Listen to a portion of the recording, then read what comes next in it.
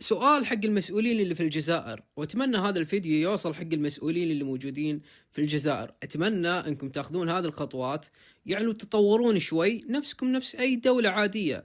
ترى دول نائية فيها وأنتم بلد البترول، يعني بلد متطور.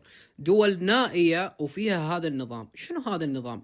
النظام التتبع الإلكتروني اللي هم مسؤولين على نظام يعني الانترنت وهذه الأمور. أنتم ما قاعد تشوفون شبابكم عنده شيئين بس: قذف وشتم. أي موضوع أي موضوع لازم يسب أمك، يسب أبوك، يسب أهلك.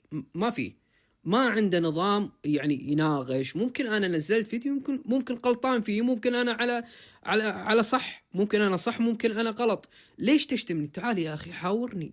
ليش تشتم؟ أنتم ما عندكم هذا النظام، أنتم ما تشوفون شبابكم.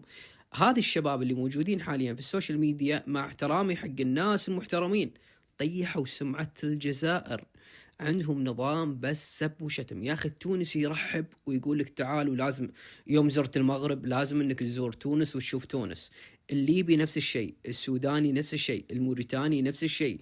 الا الجزائر يا اخي، اي فيديو تنزله يعني اي شيء تروج، غير مثلا تبي تروج للمغرب، لا يسبك ويشتمك، وهذه تحط مقارنات يسبك ويشتمك.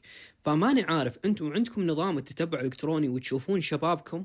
انتم الجزائر بلد متطور، بلد الثروات، البترول، الغاز، والى والى والى. انتم ما قاعد تشوفون شبابكم شنو قاعد يسوي؟ طيح سمعة الجزائر تحت، مع احترامي حق الناس المحترمة. هذا الفيديو لازم يوصل حق مسؤولينكم. شوفوا شبابكم شنو قاعد تسوي. ماني عارف هل انتم راضين عن هذا الشيء، ام انتم عندكم عادي ان يا مسؤول الجزائر، عادي انت المسؤول تنسب امك عادي انا اجي اسب امك، عادي اني اجي اسب ابوك، عادي اني اسب اختك، عادي عندكم عادي. يعني هذه من العادات والتقاليد، او انتم ما عندكم هذا الشيء، او ما عندكم دراية عن هذا الشيء، او ما تقدرون تسيطرون على شبابكم. اتمنى ترى شبابكم اللي موجودين، مع احترامي حق الناس المحترمة اللي موجودين في